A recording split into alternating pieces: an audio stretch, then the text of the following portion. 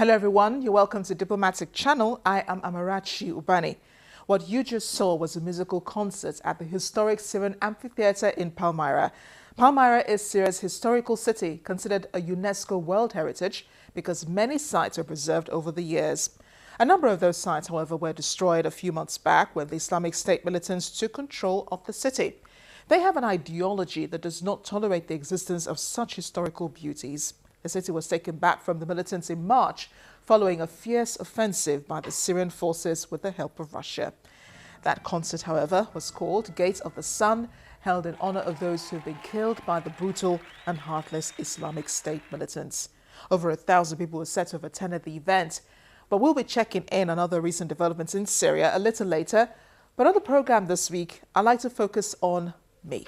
Not me as Amarachi Ubani, but me as a reporter, a correspondent, a presenter, in one word, a journalist. May 3rd was World Press Freedom Day, a date that celebrates the fundamental principles of press freedom, to evaluate press freedom around the world, to defend the media from attacks on their independence, and to pay tribute to journalists who have lost their lives in the exercise of their profession. The UN General Assembly proclaimed the day back in 1993 following a recommendation adopted at the 26th session of UNESCO's General Conference in 1991. That was in response to a call by African journalists who in 1991 produced the landmark Windhoek Declaration on Media Pluralism and Independence. This year marks 3 important milestones in the celebration of World Press Freedom Day. I'd like to share them with you. First is the 250th anniversary of the world's first freedom of information law, covering both modern-day Sweden and Finland. It is also the 25th anniversary of the adoption of the Windhoek Declaration of Press Freedom Principles. Then, 2016 is the first year of the 15-year life cycle of the new Sustainable Development Goals.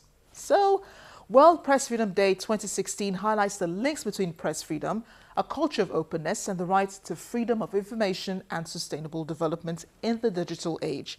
Every journalist is committed to the propagation of human rights and fundamental freedoms, but more often than not, journalists endure violence for doing their work. We're encouraged to stand up for the truth, dare to ask questions, be critically minded, and accept no excuse for political prisoners.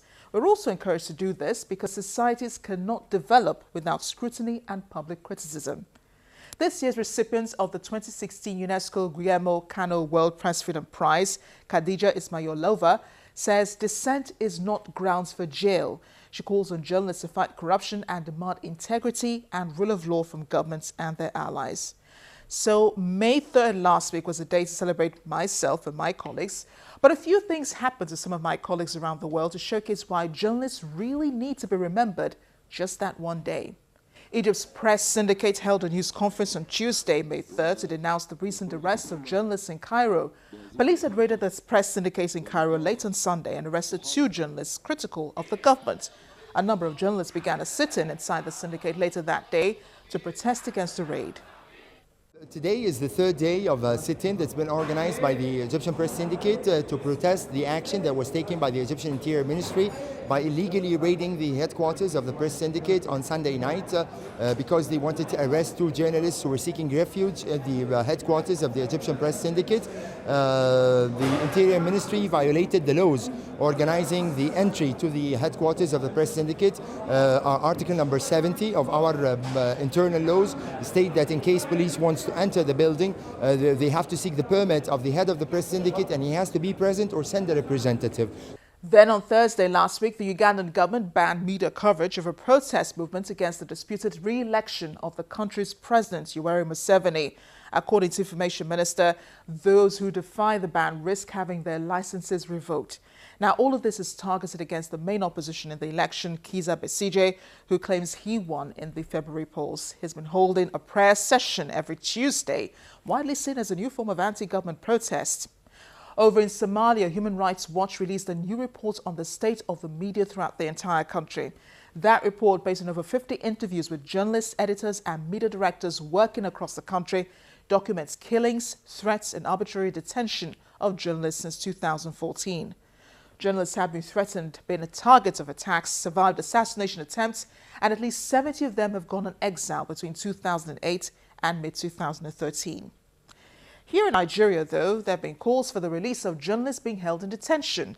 The Committee to Protect Journalists called on the government on Wednesday to drop all criminal charges against a journalist with an online media.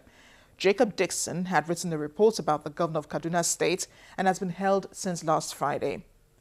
When we come back after the break, I'll be talking to the West African representative of the Committee to Protect Journalists, Peter Nkanga, to join us again.